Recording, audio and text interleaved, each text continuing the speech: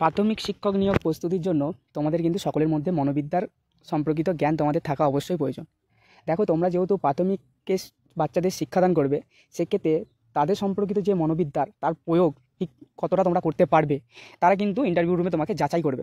তো সেই দিক থেকে এই ভিডিওটি কিন্তু গুরুত্বপূর্ণ হতে চলেছে। চলো ভিডিওটা শুরু করা যাক। তোমাদের সকলকে BM96 এডুকেশনের পক্ষ থেকে স্বাগত জানাই। দেখো, আজকের ভিডিওয় প্রথম প্রশ্ন হচ্ছে, না আদর্শ শিক্ষক কাকে বলে? ঠিক আছে, এখানে যদি তোমার এরকম মতো প্রশ্ন আছে যে তোমাকে বললো যে একজন আদর্শ শিক্ষক কাকে বলে, তখন তোমায় কি বলতে হবে? না, বলতে হবে যে একজন আদর্শ শিক্ষক হতে গেলে কতকগুলি গুণাবলী ও বৈশিষ্ট্য অধিকারী হওয়া প্রয়োজন। যেমন কি? যেমন নিরপেক্ষতা। নিরপেক্ষতা মানে কি? অর্থাৎ সকল শিক্ষার্থীকে সমান চোখে দেখা। ঠিক আছে, যে একটু মেধাতে ভালো, তাকে যে চোখে তুমি দেখবে, যেমন স্নেহ দিবে, যেমন ভালোবাসবে, যেমনভাবে বোঝাবে। যে একটু মেধা সম্পন্ন দিক থেকে একটু দুর্বল, তাকেও কিন্তু একই চোখে দেখবে, একইভাবে তাকেও এনকারেজ করবে। ঠিক আছে, এটাই হলো নিরপেক্ষতা। আর হচ্ছে নিয়ম অনুবর্তিতা। একজন আদর্শ শিক্ষকের অবশ্যই নিয়ম কিন্তু মেনে চলা উচিত। অর্থাৎ একজন শিক্ষকের স্কুলের যে যাবতীয় নিয়ম, সেই নিয়ম কিন্তু মেনে তাকে চলতে হবে। সেই নিয়ম অনুবর্তিতা তাদের মধ্যে থাকা অবশ্যই প্রয়োজন, কারণ শিক্ষকদের দেখেই শিক্ষার্থীরা শেখে। সেই জন্য যদি শিক্ষক সেই নিয়মগুলি মেনে চলে, তাহলে কি হয়, তাদের মধ্যে অর্থাৎ শিক্ষার্থীদের মধ্যেও এই বৈশিষ্ট্য কিন্তু গুণাবলীর বিকাশ ঘটে। জ্ঞানের পিপাসু, অর্থাৎ একজন শিক্ষক কী হবে, সবসময় জ্ঞানের প্রতি তার আগ্রহ কিন্তু হামেশাই এক থাকবে। অর্থাৎ সবসময় নতুন কোনো কিছু শেখার প্রতি তার আগ্রহ কিন্তু থাকা অবশ্যই প্রয়োজন। সময় অনুবর্তিতা। একজন আদর্শ শিক্ষকের অন্যতম বৈশিষ্ট্য বা গুণাবলী কি না, সময় অনুবর্তিতা। অর্থাৎ সঠিক সময়ে ক্লাসে আসা, বিদ্যালয়ে যাওয়া, ক্লাসে প্রবেশ করা। এই যে সময় অনুবর্তিতা, এই সময় অনুবর্তিতা খুবই প্রয়োজন। ঠিক আছে, আরও অনেক আছে, যেমন শৃঙ্খলাবদ্ধ, অর্থাৎ একজন শিক্ষক হবে শৃঙ্খলা অনুসারে সকল কাজগুলি করবে। এই সমস্ত বিষয়গুলি কিন্তু, এই সমস্ত বৈশিষ্ট্য বা গুণাবলীগুলি কিন্তু অবশ্যই একজন আদর্শ শিক্ষকের মধ্যে থাকা প্রয়োজন। পরের প্রশ্ন দেখো, পরের প্রশ্ন কী বলছে না, পরের প্রশ্ন বলছে বর্তমানে বেসরকারি স্কুলে, তো এটা স্কুলে হয়ে গেছে, এটা স্কুলে হবে, ঠিক, এটা স্কুলে হবে। তো বর্তমানে বেসরকারি স্কুলের প্রতি অভিভাবকদের আগ্রহ বাড়ার কারণ কি?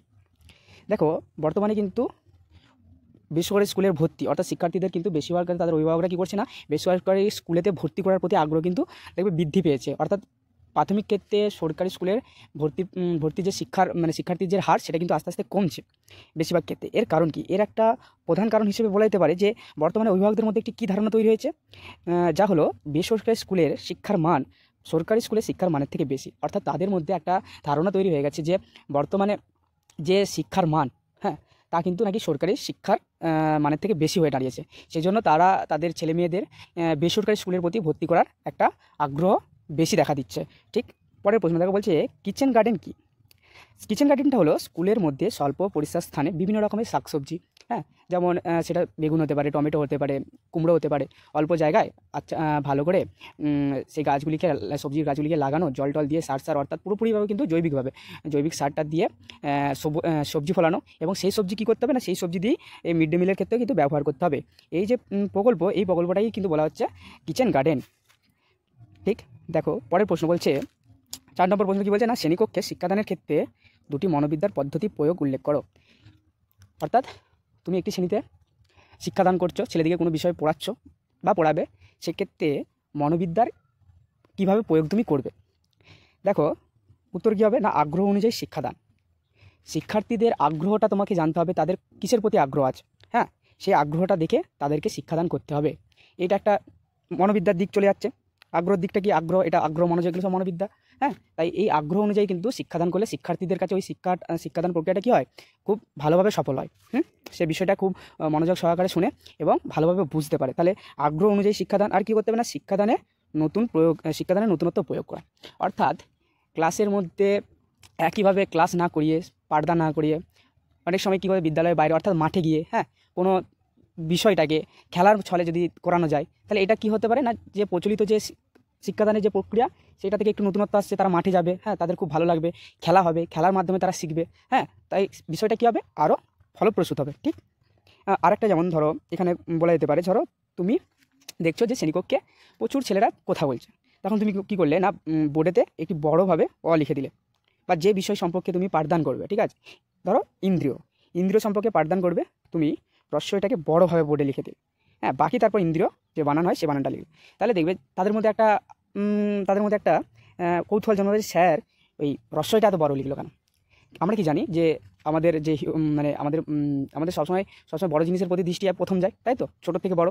তাহলে হঠাৎ করে নিত্য নতুন মানে প্রতিদিন যেটা ভাবে শিক্ষাদান করে আসি, তার থেকে যদি আমরা রস্যটাকে বড় লিখি, তাহলে সবারই কিন্তু দৃষ্টি সেদিকে যাবে যে রস্যটা কেন বড় হলো। তাহলে অর্থাৎ তারা যে কথাবার্তা বলছিল, তাদের নিজেদের মধ্যে যে ব্যস্ততা ছিল, সেই দিকটা থেকে কিন্তু পুরোপুরি তোমার দিকে ও বোর্ডের দিকে তারা কী করবে, আগ্রহ দিবে। ঠিক, বোঝা গেল?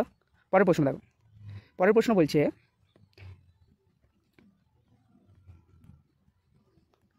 পাঠদান চলাকালীন শ্রেণীকক্ষে শিক্ষার্থীদের মধ্যে বিশৃঙ্খলার কারণ কী?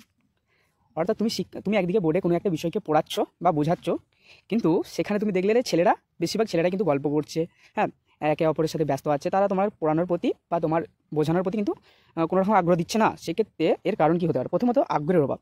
তুমি যে বিষয়টা পড়াচ্ছ সেই বিষয়ের প্রতি আগ্রহ, বা তুমি যে পদ্ধতিটা ব্যবহার করছো সেই পড়ানোর পদ্ধতির প্রতি কিন্তু তাদের মধ্যে আগ্রহ জন্মায়নি, যার ফলে কিন্তু তারা বিশৃঙ্খলা করতে পারে। ঠিক, তারপরে দেখো একঘেয়েমিতা।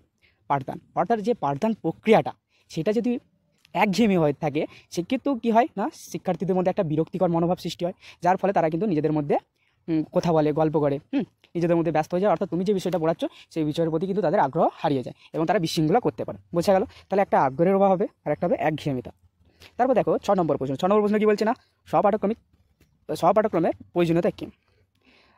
সহপাঠক্রমের প্রয়োজনীয়তা কী? উত্তর কী হবে না, শুধুমাত্র তাত্ত্বিক দিকটাকে গুরুত্ব না দিয়ে, অর্থাৎ বইয়ের পড়া, ঠিক আছে, বইয়ের পড়া বলা, পড়া বোঝানো, পড়া ধরা, শুধু এই দিকটার, এই যে তাত্ত্বিক দিকের গুরুত্ব না দিয়ে শিক্ষার্থীদের দৈহিক মানসিক আগ্রহ বিষয়টিকে অন্তর্ভুক্ত করতে হবে, পাঠ্যক্রমকে আকর্ষণীয় করে তোলা। অর্থাৎ অনেক শিক্ষার্থী থাকে যারা খেলতে ভালোবাসে, হ্যাঁ, তাহলে একইভাবে যদি শিক্ষার্থীদের প্রতিটা ক্লাস করানো হয়, তাদের মধ্যে একটা কী হবে, বোরিং ভাব বা একঘেয়েমিতা আসবে। সেই একঘেয়েমিতাকে দূর করার জন্য কী করতে হবে, যদি টিফিনের পর একটা ক্লাস খেলার রাখা যায়, বা ছুটি হওয়ার আগের দুটো ক্লাস যদি খেলানো যায়, বা কবিতা বলানো হয় একটা ক্লাসে, বা একটা ক্লাসে গানের ক্লাস রাখা হলো, তাহলে সেক্ষেত্রে কী হবে, যে পাঠ্যক্রমটা আছে সেই পাঠ্যক্রমটা কিন্তু বা শিক্ষাদান প্রক্রিয়াটা আরও আকর্ষণীয় হয়ে উঠবে। ঠিক আছে, তাদের মধ্যে আগ্রহ সৃষ্টি হবে নতুন কিছু শেখার। তো এই জন্য সহপাঠক্রমের প্রয়োজনীয়তা আছে। ঠিক, পরের প্রশ্ন দেখো। বলছে প্রাথমিক শিক্ষাক্ষেত্রে শিক্ষার্থীদের মধ্যে সামাজিকরণের শিক্ষা তুমি কীভাবে দিবে? অর্থাৎ প্রাথমিক যে সমস্ত শিক্ষার্থী আছে তাদের মধ্যে তুমি সামাজিকরণের শিক্ষাটা কীভাবে দিবে, বা তাদেরকে কীভাবে সামাজিকরণ করে তুলবে? দেখো, সামাজিকরণ করে তোলার জন্য যেটা আমরা যে শিক্ষা দিয়ে দিতে পারি, প্রথমত শ্রেণীদিকে শিক্ষার্থীকে কী করতে পারি না, দলগত কর্মসূচি দিতে পারি। দলগত কর্মসূচির ফলে কী হবে না, তারা একে অপরের মধ্যে বোঝাপড়া তৈরি হবে, তাদের মধ্যে বন্ধুত্ব ভাব আসবে, সহযোগিতা মনোভাব আসবে। তাহলে এই সমস্ত বিষয়গুলি কি একটা সামাজিকরণের একটা অংশ বা একটা বৈশিষ্ট্য। তাহলে সেই বৈশিষ্ট্যগুলো কী হবে না, তাদের মধ্যে জাগরিত হবে। তাহলে দলগত কর্মসূচি করানো যাবে। আর কি না, খেলার মাধ্যমে। দেখো, খেলার মাধ্যমেও কিন্তু আমরা কী করতে পারি না, তাদের মধ্যে বন্ধুত্ব মনোভাব, সহযোগিতা মনোভাব, হ্যাঁ, এই জিনিসগুলো আমরা জাগরিত করতে পারি। তাহলে এই জিনিসগুলোর মাধ্যমে আমরা তাদেরকে সামাজিকরণ করাতে পারি। তাছাড়া আর কি, তাদেরকে যদি বিভিন্ন রকম অনুষ্ঠানে অংশগ্রহণ করাতে আমরা উৎসাহিত করতে পারি, তাহলে সেক্ষেত্রেও কিন্তু আমরা দেখতে পাবো তাদের মধ্যে সামাজিকরণ হবে। যেমন কবিতা বলা, গানের অনুষ্ঠান বা নৃত্য অনুষ্ঠান, এই সমস্ত অনুষ্ঠানগুলিতে তাদেরকে অংশগ্রহণের মাধ্যমে কিন্তু তাদের মধ্যে সামাজিকরণ ঘটানো যেতে পারে। পরে দেখো, পরে বলছে প্রাথমিক শিক্ষার উদ্দেশ্য কী? দেখো, প্রাথমিক শিক্ষার উদ্দেশ্য কী? প্রাথমিক শিক্ষার উদ্দেশ্য কিন্তু শিক্ষার্থীর মধ্যে সার্বিক বিকাশ ঘটানো। সার্বিক বিকাশ বলতে কী বোঝায় না, দৈহিক, প্রাক্ষবিক, সামাজিক ও বৌদ্ধিক দিকগুলির বিকাশ ঘটানো। ঠিক, তাহলে সেই সকল দিকের শিক্ষার্থীর যে সকল দিকের কিন্তু বিকাশ ঘটানোই হলো প্রাথমিক শিক্ষার প্রধান লক্ষ্য। শুধুমাত্র তাদের যে বৈদিক জ্ঞান, অর্থাৎ জ্ঞানটাকে বিকাশ ঘটানো, বই পড়া, ভালো পড়া বলতে পারা, শুধুমাত্র এই দিকটা না, তাদের মধ্যে আগ্রহ তৈরি করা, তাদের মধ্যে কোনো না কোনো যদি হীনমন্যতা থাকে বা ইনফিরিয়রিটি থাকে, সেগুলোকে দূর করা, তাদেরকে সামাজিকরণ করে তুলতে হবে। হ্যাঁ, তাদের মানসিক দিক থেকে বিকাশিত করতে হবে। দৈহিক, হ্যাঁ, তাদের পেশি যাতে মজবুত হয়, তাদের গ্রোথ যাতে হয়, তাদের উচ্চতা যাতে বাড়ে, তাদের সুস্থ সবল হয়ে ওঠে, সেই দিকগুলো কিন্তু কী করতে হবে না, গুরুত্ব দিতে হবে। তাহলে এগুলোই হলো কিন্তু প্রাথমিক শিক্ষার লক্ষ্য। ঠিক, পরের প্রশ্ন দেখো। পরের প্রশ্ন হচ্ছে, দুটি মানসিক শাস্তিদানের উল্লেখ করো। আমরা কি জানি, শারীরিক শাস্তিদান, মানসিক শাস্তিদান, এই শাস্তিদানের কী আছে, এখন পুরোপুরিভাবে কিন্তু কঠোরভাবে নিষিদ্ধ হয়ে গেছে। শাস্তিদান প্রথাটাই কিন্তু শিক্ষাক্ষেত্রে নিষিদ্ধ হয়ে গেছে। এর প্রভাব কিন্তু শিক্ষার্থীদের উপর খুব খারাপভাবে পড়ে, তাই তো? দেখো, মানসিক শাস্তিদান দুটি কী হতে পারে? একটা তিরস্কার করা, অর্থাৎ তিরস্কার করা বলতে সবসময় একটা শিক্ষার্থীকে সে যদি তার সামর্থ্য অনুযায়ী থেকেও ভালো করে, সেক্ষেত্রে তাকে উৎসাহিত না করে বারবার নেগেটিভ কথাবার্তা বলা, তোর কিছু হবে না, বা তোমার কিছু হবে না, তুমি সবসময় পেছনেই পড়ে থাকবে, হ্যাঁ, এটা হয়েছে, এর থেকে আরও ভালো করতে হতো, হ্যাঁ, এগুলো মানে তাকে সবসময় নেগেটিভ কমেন্ট পাস করা মানে তাকে তিরস্কার করা হচ্ছে, ঠিক আছে। তার ফলে কী হবে, তার প্রতি যে শিক্ষার প্রতি যে আগ্রহ, সেই আগ্রহটা কিন্তু হ্রাস পাবে। হ্যাঁ, তার মধ্যে হীনস্মন্যতা দেখা যাবে, ইনফিরিয়রিটি দেখা যাবে, ঠিক। সে নিজেকে জড়সড় করে রাখবে, নিজেকে লুকিয়ে রাখবে। তাহলে তিরস্কার কিন্তু কোনো রকমভাবে করা যাবে না প্রাথমিকের ক্ষেত্রে। আর এটা কি, ভীতির সঞ্চার করা, অর্থাৎ তুমি কোনো একটা বিষয়কে নিয়ে তার মধ্যে ভয় তৈরি করতে পারবে না।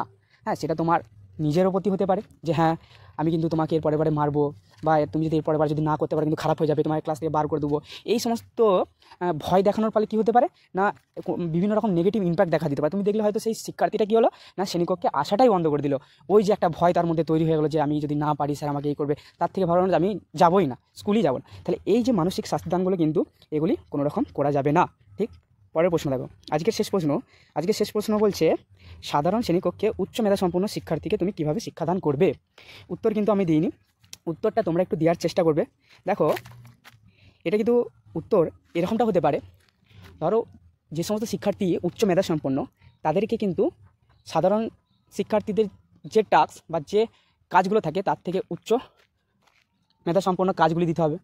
তাদের জন্য অতিরিক্ত বিষয় তোমাকে বিষয়গুলিকে বোঝানো দরকার। হ্যাঁ, যদি অতিরিক্ত সময় বার করে তাদের জন্য আলাদাভাবে একটু উন্নত মানের টাস্ক, যেমন অঙ্কের সমস্যা হতে পারে বা পরিবেশের সমস্যা হতে পারে, এই সমস্যাগুলো দিয়ে যেতে পারে। তাকে বিভিন্ন রকম কর্মসূচি দেওয়া যেতে পারে, ঠিক আছে। এই কর্মসূচিগুলো কীভাবে করবে না করবে, হ্যাঁ, তুলনামূলক যেন সাধারণ শিক্ষার্থী থেকে মানের থেকে একটু উচ্চ সম্পন্ন হয়, অর্থাৎ স্ট্যান্ডার্ড কোয়ালিটি হয়, সেই সমস্ত সমস্যাগুলো তাকে দেওয়া যেতে পারে, তাকে টপিকগুলো বোঝানো যেতে পারে। এইভাবে কিন্তু তুমি একজন উচ্চ মেধাসম্পন্ন শিক্ষার্থীকে সাধারণ শ্রেণীকক্ষে শিক্ষাদান করতে পারবে, ঠিক।